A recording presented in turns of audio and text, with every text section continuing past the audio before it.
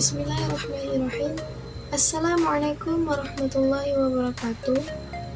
Alhamdulillahirrabbilalamin. Wabihi nasta'in ala umurid dunya waddin. Wa ala alihi wa sahbihi ajma'in, amma ba'd. Yang terhormat Bapak Muhammad Aiman selaku dosen pembimbing dan rekan-rekan semuanya yang saya hormati. Alhamdulillah, pada kesempatan ini kita semua masih diberikan kesehatan. Sebelumnya, perkenalkan, nama saya Nurul Aulia. Saya dari Prodi Hukum Ekonomi Syariah kelas 3B dengan nomor induk 1042126. Baiklah, tujuan saya di sini adalah untuk mempresentasikan hasil resume, yang mana tugas ini diajukan untuk memenuhi syarat pada mata kuliah Hukum Pidana. Baiklah, langsung saja, resume ini berjudul tentang sejarah hukum pidana. Saya akan membacakan sejarah hukum pidana yang ada di Indonesia. Sejarah hukum pidana secara umum tidak dapat dilepas dari keberadaan masyarakat Indonesia. Masyarakat Indonesia yang terbagi dalam banyak kerajaan. Masyarakat Indonesia di bawah jajahan Belanda dan masyarakat Indonesia setelah masa kemerdekaan. Hukum pidana modern di Indonesia dimulai pada masa masuknya bangsa Belanda di Indonesia.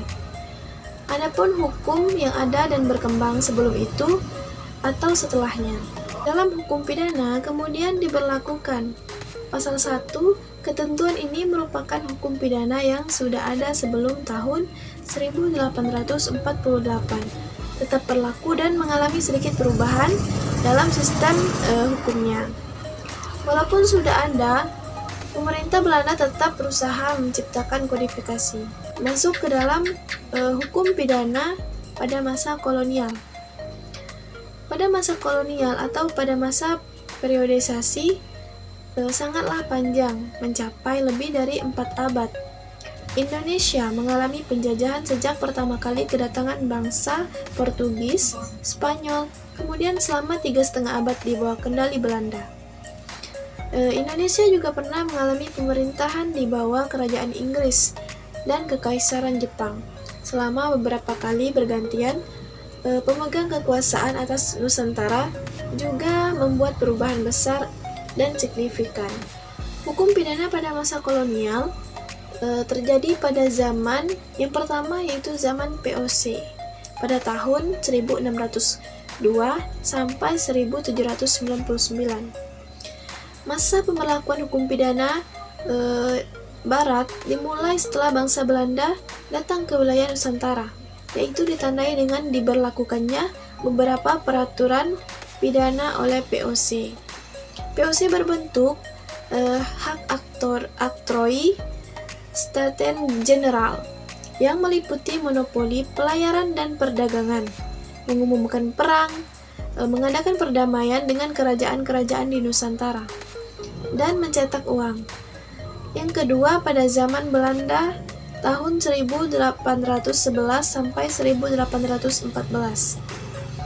Indonesia pernah jatuh dari tangan Belanda ke tangan Inggris berdasarkan konvensi London 13 Agustus 1814. Maka bekas koloni Belanda dikembalikan kepada Belanda. Pemerintah Inggris diserah terimakan kepada komisaris jenderal yang dikirim dari Belanda. Yang ketiga, pada zaman pendudukan Jepang. Pada masa pendudukan Jepang selama 3,5 tahun, pada hakikatnya, hukum pidana yang berlaku di wilayah Indonesia tidak mengalami perubahan yang signifikan. Pemerintah bala tentara Jepang memperlakukan kembali peraturan zaman Belanda dahulu dengan dasar Gunseirei melalui Osamu Seirei. Pertama kali, pemerintahan militer Jepang mengeluarkan Osamu Seirei nomor 1 tahun 1942. Pasal 3 undang-undang tersebut menyebutkan bahwa semua badan pemerintahan dan kekuasaannya, hukum dan undang-undang dari pemerintahan yang dulu tetap diakui sah untuk sementara waktu, asalkan tidak bertentangan dengan pemerintahan militer. Baiklah, kemudian untuk yang kedua, hukum pidana sesudah kemerdekaan. Sesudah kemerdekaan, keadaan pada zaman pendudukan Jepang dipertahankan sesuai proklamasi kemerdekaan. Pasal 2, Aturan Peralihan Undang-Undang Dasar 1945 berlaku pada tanggal 18 Agustus 1945 yang mengatakan, segala badan negara dan peraturan yang ada masih langsung berlaku selama belum diadakan yang baru menuntut Undang-Undang Dasar ini.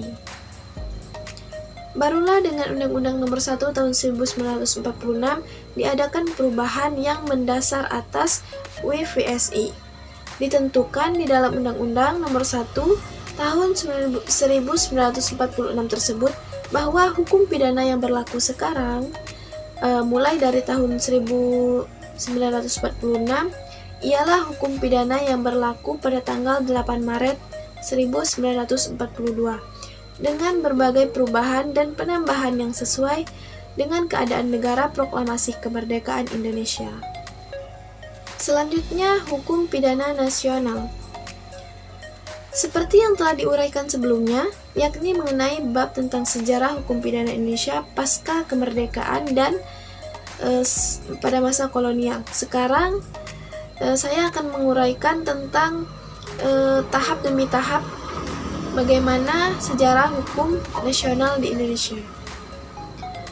Yang pertama pada tahun 1945 sampai 1949. Seperti yang telah dijelaskan sebelumnya, dengan diproklamasikannya kemerdekaan Indonesia sebagai negara yang merdeka pada tanggal 17 Agustus 1945, bangsa Indonesia menjadi bangsa yang bebas dan berdaulat. Oleh karena itu, untuk mengisi kekosongan hukum, karena hukum nasional belum dapat diwujudkan, maka Undang-Undang Dasar 1945 mengamanatkan dalam pasal 2 aturan peralihan agar segala badan negara dan peraturan yang masih ada dan masih langsung berlaku selama belum diadakan yang baru menurut Undang-Undang Dasar. Kemudian yang kedua pada tahun 1949 sampai 1950. Tahun tersebut, negara Indonesia menjadi negara serikat sebagai konsekuensi atas syarat pengakuan kemerdekaan dari negara Belanda. Dengan perubahan bentuk negara ini, maka Undang-Undang Dasar 1945 tidak berlaku lagi dan diganti dengan Konstitusi Republik Indonesia Serikat.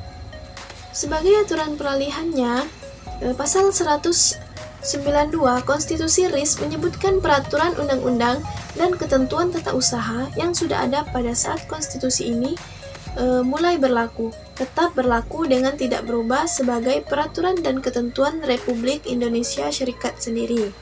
Selama dan sekadar peraturan dan ketentuan itu tidak dicabut, ditambah atau diubah oleh undang-undang dan ketentuan tata usaha. Yang ketiga pada tahun 1959 sampai dengan saat ini.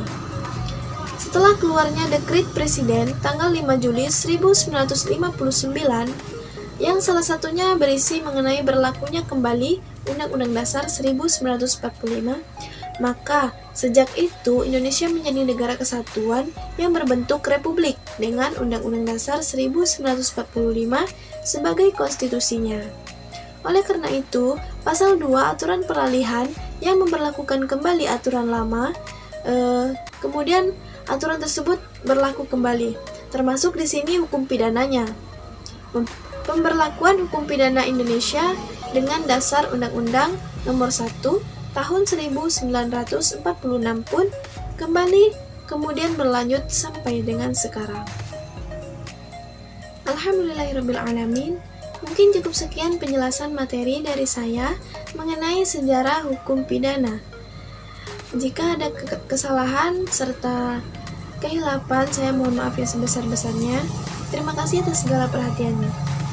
Akhirul kalam, wassalamualaikum warahmatullahi wabarakatuh. Thanks for watching.